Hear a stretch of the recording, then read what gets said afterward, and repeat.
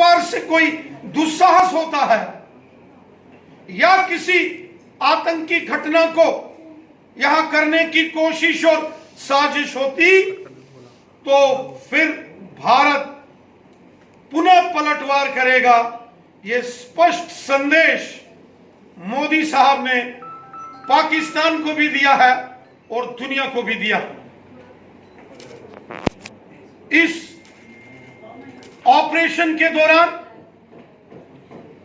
हमारे कुछ जांबाज वीर गति को प्राप्त हुए। पूरा देश अपने जांबाज वीरों को नमन करता है, उन्हें अपने श्रद्धा सुमन अर्पित करता है। और बहुत सारे सिविलियंस, विशेषकर पुंछ के अंदर, उड़ी के अंदर जो पाकिस्तानी गोलाबारी में जो अपनी जान गंवा बैठे, जो शहीद हो गए, पूरा देश अपने उन नागरिकों को भी नमन करता है, उनकी देशभक्ति के जज्बे को भी सलूट करता। पाकिस्तान की सेना कायर और बुज़दिलों की सेना है। वो भारतीय सेनाओं का तो मुकाबला कर नहीं सकते, तो कायर और बुज़दिल पाकिस्तान की आर्मी ने पुंछ, मेंढर, सुरनकोट, रजौरी, नौशहरा, सुंदरबनी, अखनूर, आरसपुरा, अरनिया, सांबा और कठुआ के बॉर्डर के एरिया में रिहायशी इलाकों में आम नागरिकों को निशाना बनाने की पाकिस्तान की बुज़दिल फौज ने कोशिश की। लेकिन पाकिस्तान की हर कोशिश को हमारी सेना ने, हमारी वायुसेना ने और हमारी नौसेना ने विफल कर दिया। पाकिस्तान को घुटनों के बल लाया। यहां हम अपनी सेनाओं को सलूट करते हैं, वहां हम जम्मू कश्मीर के साथ साथ पूरे देश को, 140 करोड़ हिंदुस्तानियों के देशभक्ति के जज्बे को हम सलूट करते हैं।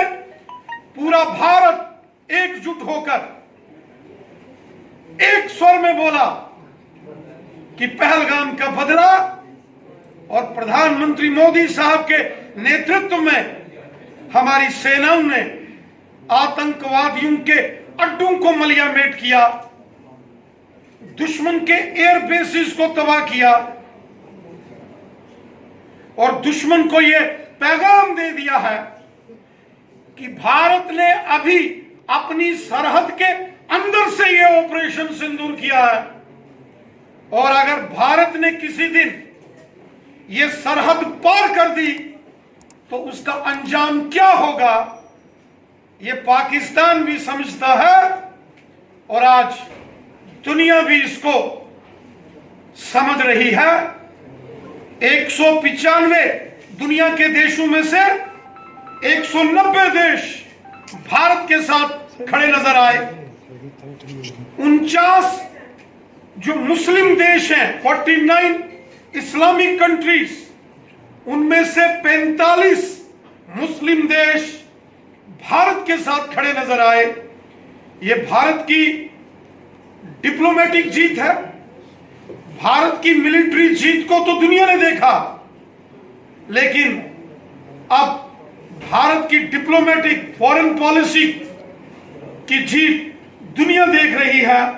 और वहीं एक बड़ा साहसिक निर्णय इंडस वाटर ट्रीटी को समाप्त करके किया है। 1960 में ये सिंधु जल समझौता हुआ था और 1965 की भारत पाकिस्तान की जंग के बाद भी यह समझौता चलता रहा। 1971 की जंग के बाद भी यह समझौता चलता रहा और 1999 में कारगिल जंग के समय भी निर्णय लिया गया था कि इस समझौते को रद्द कर दिया जाए, लेकिन उस वक्त पाकिस्तान ने प्रधानमंत्री तब के वाजपेयी साहब से माफी मांगी थी और कहा था हमें माफ कर दो। लेकिन 2025 में पहलगाम के